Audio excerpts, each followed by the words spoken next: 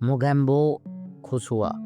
3 शब्द। 1987 में जब यह आवाज़ बड़े पर्दे पर गूंजी तो लोगों को समझ आया कि एक विलन कितना खूंखार हो सकता है। लेकिन उसी अंधेरे के खिलाफ खड़ा था एक ऐसा नायक जो दिखता तो नहीं था पर जिसका साया हर गरीब और अनाथ के सिर पर था।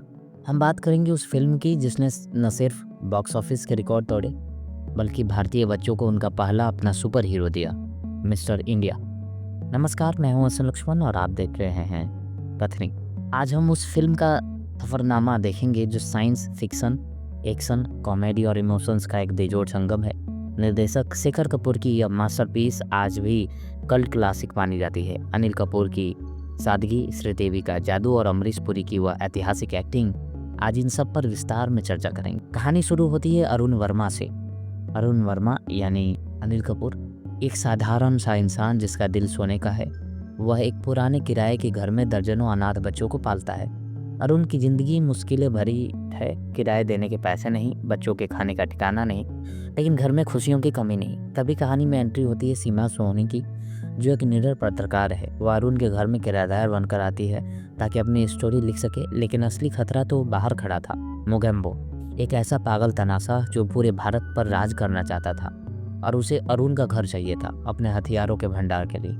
जब जुल्म हद से बढ़ जाता है तब अरुण के हाथ लगती है अपने वैज्ञानिक पिता की बनाई एक चमत्कारी घड़ी, एक ऐसा गैजेट जो इंसान को पूरी तरह अदृश्य यानी गायब कर सकता है। अरुण इस ताकत का इस्तेमाल अन्याय के खिलाफ करता है। जन्म होता है मिस्टर इंडिया का। अगर इस फिल्म की रिव्यू की बात करें तो इसकी सबसे बड़ी जान है इसकी स्टार कास्ट। अनिल कपूर, उन्होंने अरुण के किरदार में वह मासूमियत भरी कि हर किसी को उनसे जुड़ा महसूस हुआ था। गायब होने के बाद भी उनकी मौजूदगी पर्दे पर महसूस होती थी। श्रीदेवी, इन्हें फीमेल अमिताभ बच्चन क्यों कहा जाता था, यह इस फिल्म में दिखता है। हवा हवाई में उनकी कॉमेडी टाइमिंग और काटे नहीं काटते में उनकी स्क्रीन प्रेजेंस ने तहलका मचा दिया था। अमरीश पुरी, मोगैम्बो का किरदार इतना बड़ा हो गया कि आज भी जब बॉलीवुड के टॉप विलियंस की बात होती है तो मोगैम्बो का नाम सबसे ऊपर आता है। उनके हाव भाव और उनकी वर्दी सब कुछ डरावना और प्रभावशाली था। अब बात करते हैं कुछ ऐसी बातों की जो शायद ही आप जानते हो। क्या आप जानते हैं कि मोगैम्बो के रोल के लिए अमरीश पुरी पहली पसंद नहीं थे? जी हाँ, मेकर्स पहले किसी और के बारे में सोच रहे थे, लेकिन जब अमरीश पुरी ने वह गेटअप पहना तो शेखर कपूर ने तुरंत कह दिया यही हमारा मोगैम्बो है। एक और कमाल की बात, 80 के दशक में हमारे पास कोई हाईटेक कंप्यूटर ग्राफिक्स नहीं थे।